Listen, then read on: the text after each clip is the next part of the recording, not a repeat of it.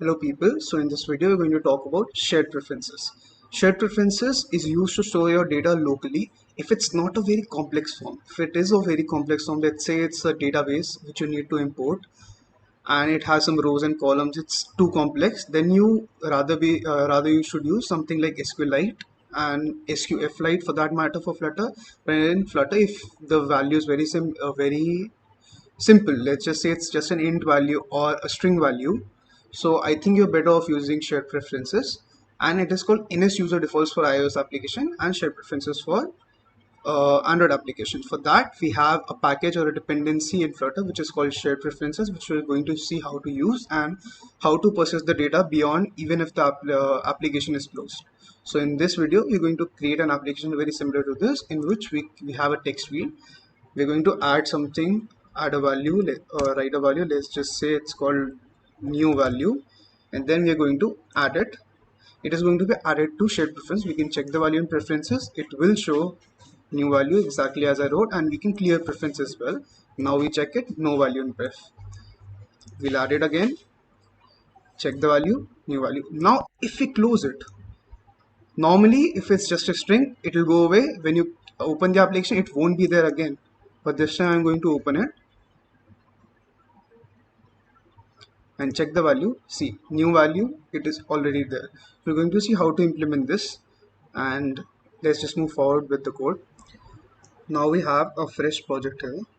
We have a lot of stuff here which Flutter comes out of the box, but I'm just going to remove all of this because I just like to start afresh. I'm going to remove the theme as well, the title, it's not needed, and then this also. I'll just first create a stateful widget. Let's call it home only and define it here. I'll add a scaffold.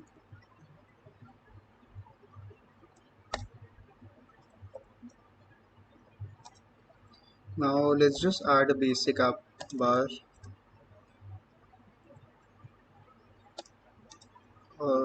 Let's give it a title, text. What should we call it? Shared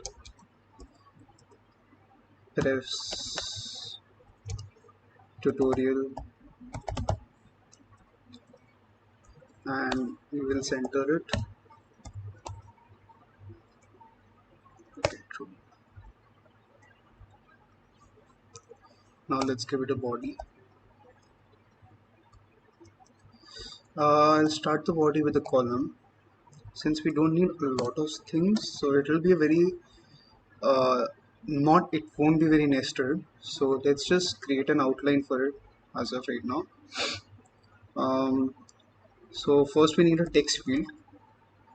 I'm not going to add a form or anything. Oh sorry, first I need to write children, then text field. So a text field first, then I'll need a button to add, so I'll add a raised button first.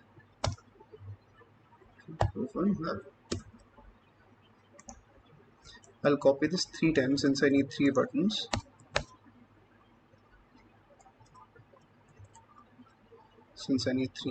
Okay, first one will be to add. Let's give them a text.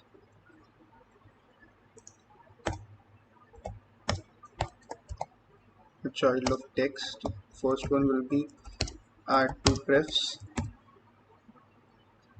Let's just copy this,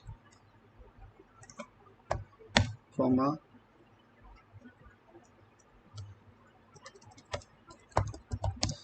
check prefs, comma,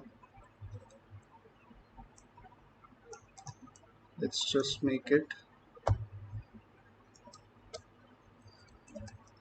clear prefs. After this raise button, we will need a container to show the output.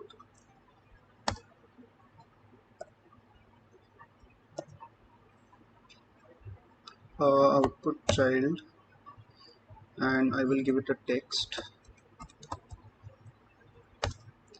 The text for now, let's let it just be yes. I will define that later.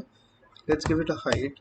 I will give it a height using media query. Media query is used to define, it's used to give a height or width based on the amount of pixels that your phone has, so it looks similar in every phone.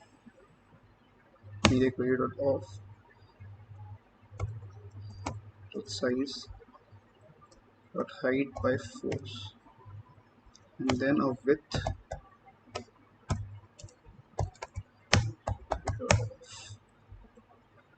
dot size dot width. Right. So I guess this should be enough for UI.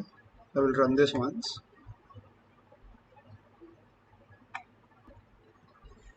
Okay, so this looks a little bit bland. I will just improve how it looks a little bit, not much. I'll go to main axis alignment and I'll center it. Then I'll go to cross axis alignment. I'll center that too. Okay. I will center the text as well.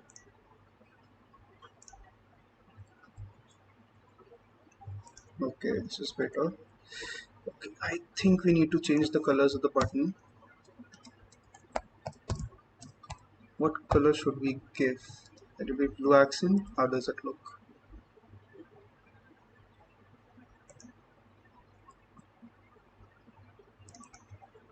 Okay, this is disabled. Okay, now we get it. So we'll just copy paste this for all three buttons.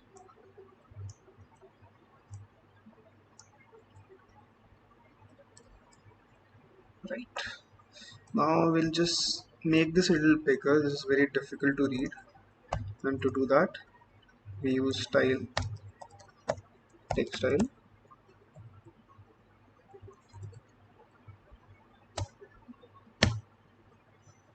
and font weight. Let's just make it bold. Font size, I use media query here.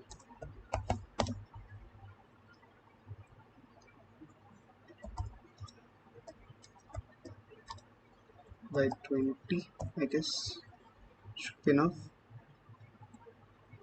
A little bigger maybe.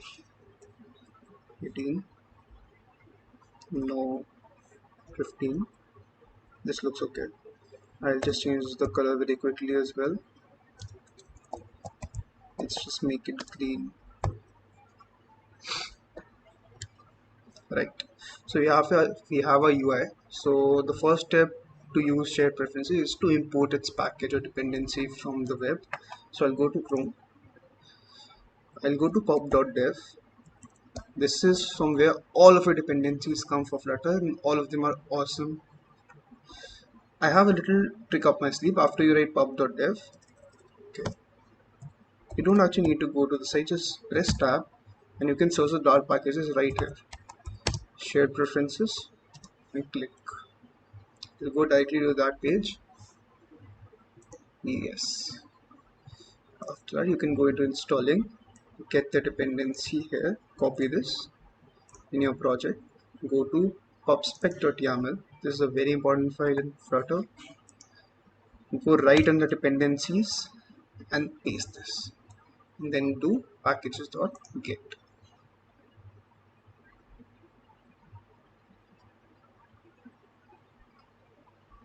After this, I usually restart the application just to be sure, because sometimes these changes need to be done after reboot, not a hot restart, a full cold restart. So I'll do that.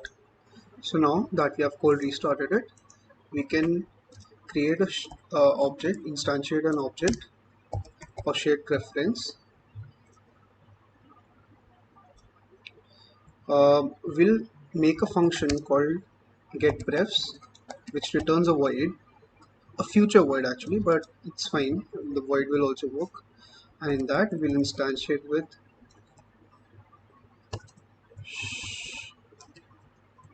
shared preferences dot get instance.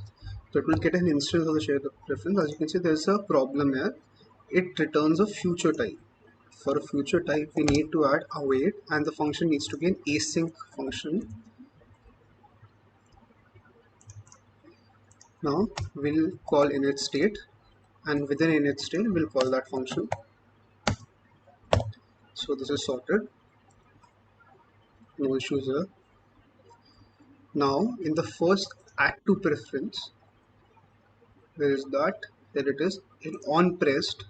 Okay, actually before that we need to sort out the text field. So within the text field unchanged, it will give an input, and we need to set that input to within a set state. Let's just say a variable which can be text field input, tf input will be equal to input. We can define it right at the top, tf input, and by default it's a null string, not a null string, an empty string. So we did this, and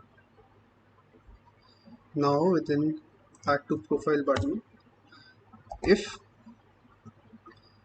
prefs, the object we created above, dot contains the key called value, which we will save it to. If it contains the key called value, it will return a true. If it returns a true, first of all we need to remove it. So prefs dot remove value, and then we add the value, prefs dot set string. So you can either set a string, a double, a bool, an int, a string list, whatever you want, but it should be simple, it should not be very complex. So here we'll set a string, the value will be, the key will be a value, and the value will be tf input. So it will just basically override the value in the preferences with the key value. Why we don't directly set string it and why we do the remove is because it will create a problem. Prefs can't be overwritten, they first need to be removed, and then once they're removed, then they can be set again. So here we removed it and then set again. If it does not contain a key anyways, so we can directly set it. Actually we can directly move it outside this, anyways it will set it.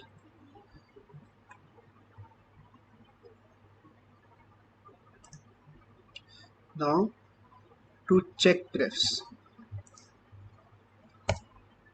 again if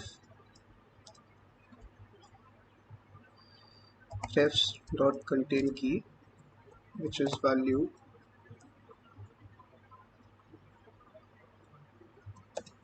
we will change a variable. Let's just call it prefs val will be equal to prefs dot get string. This you use to get the string value of the key value. We haven't defined pref value, again we can define it right at the top.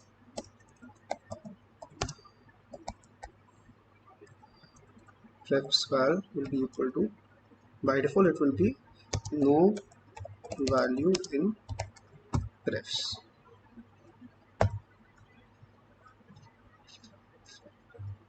We need to put this in a set state, otherwise it won't actually update in real time. So we did that here. Now you can run this once. Let's just say 1 2 3 4 and add 2 prefs. I guess it did. Now we can check prefs.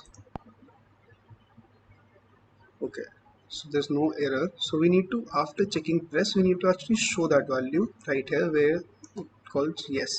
So here we will show the value prefs val, no value in prefs, plus 1 2 3 4, as you can see it right here. So you can change this, we can call it ot add to prefs and check prefs ot, right? So the last button is basically to remove the value from prefs. So it will be prefs dot remove value, or you can remove all also, but since we only have one value, we need to delete one value only. You just call it directly on value. We start the application, clear prefs, check prefs, no value prefs. Let's just add something, 1 2 3 4 again, add two prefs, check pref, clear pref.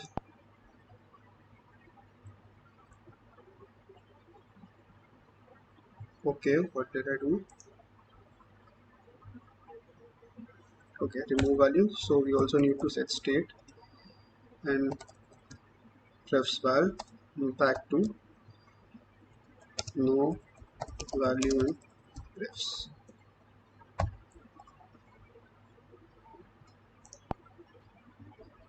Yeah, so basically now we are done with everything, I guess. Now what I'll do is just basically a cold restart, which I like to do always because there's this glitch in Android Studio. Anyways, I will do it.